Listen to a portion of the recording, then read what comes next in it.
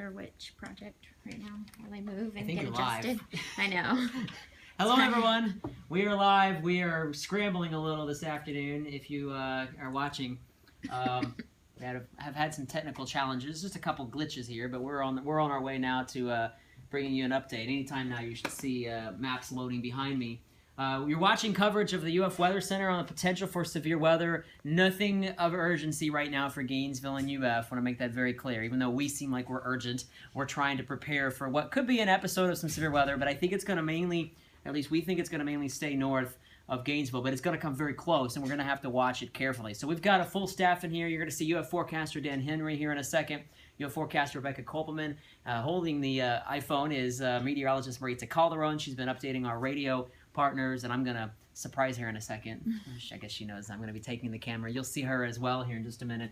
But what's going on here is we did expect, and we did have some midday thunderstorms.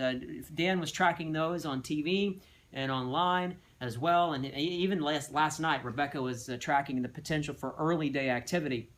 Came in a little later, we had a chance to heat up a little bit, and in many cases, a lot of this corridor here has missed out on some of the thunderstorm activity. So notice the absence of cloud cover.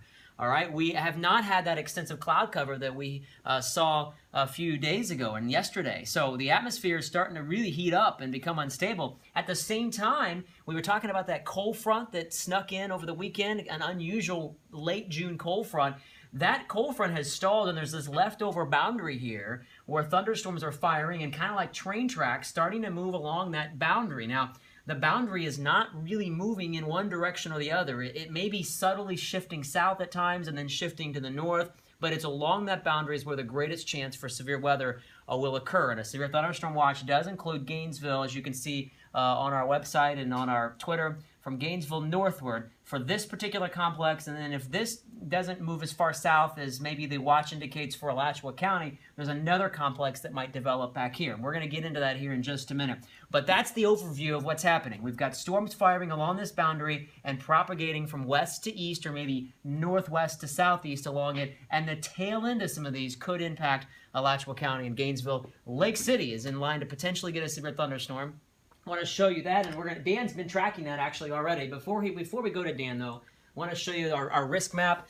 We have Lake City and the potential for scattered thunderstorms that could be severe. Gainesville's only in the isolated denotation there of where there could be some damage. The primary risk would be wind damage. And Dan, you were tracking it earlier on UFT TV. And give us the latest on where that storm is heading. Yeah, sure. The storm with 60-mile-per-hour wind gusts, so very, very powerful storm. It's currently moving almost due east along I-10, really making for some nasty travel conditions to the east of Live Oak, and looks like it might pass just to the north of Lake City or on the north side of the city of Lake City. You can see I'll zoom in on the storm just a little bit here. It's near the intersections of I-75 and I-10. Some of the communities in the path are Live Oak, just moved through White Springs and then moving toward Lake City as well. I'll show you what time it might arrive in Lake City as well. Let me get the distance tool going here. Right around 3:10, the storm is set to arrive in Lake City. So you'll want to take some cover there because we do have a severe thunderstorm warning on that until about 3:15 this afternoon. So. Jeff, would you like to add anything else? Rebecca, we have forecaster Rebecca Kopelman's here in the Weather Center. And Rebecca, let's talk about the potential if that is going to move down to Alachua County. So Jeff spoke about how these storms could clip northern Alachua County. Well, I'm watching this complex that's moving through Alabama, going to impact portions of southern Georgia. And that's the system that we're watching that could actually make its way towards Gainesville and also bring some additional severe thunderstorms to areas along I-10 and in the Panhandle. If it does hold together, it could bring some strong activity towards the city of Gainesville. This is one of our future tracks showing this output arriving possibly close to the 8 o'clock hour and moving through. I think that might happen a little bit closer to 9 or 10 o'clock this evening. So Jeff did mention that we do have this storm damage risk until 10 o'clock tonight. Damaging winds, frequent lightning, and small hail all possible up until about 10 o'clock this evening. And once again, that could be as far south as Alachua County, including the city of Gainesville for tonight.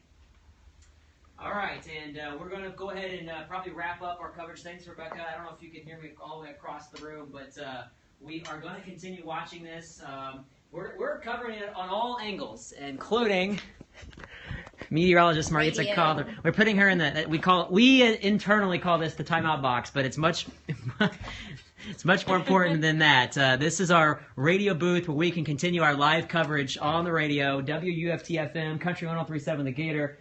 We also provide updates to 97.3 The Sky in north central Florida. So we'll be on the radio, we'll be on the TV side of things, WUFT and WRUF, and of course I'll be manning the board here as well from the University of Florida Weather Center. We'll keep you updated. Once again, let me leave you with a last look at radar. I don't know, guys, it looks like the cells actually immediately threatening Lake City have weakened some, and the activity north of Lake City is a lot stronger. So we'll keep an eye on that, expecting some potential redevelopment further west that could slide, as Rebecca mentioned, as far south as Alachua County. Timing on that, once again, Rebecca, Alachua County, if we're to be impacted, would be? Closer to 7 or 8 o'clock this evening. All right, and we will be watching it, and of course we'll have a live newscast, WUFT TV as well. Thanks, guys. Thanks for joining us, and stay in touch with us at ufweather.org.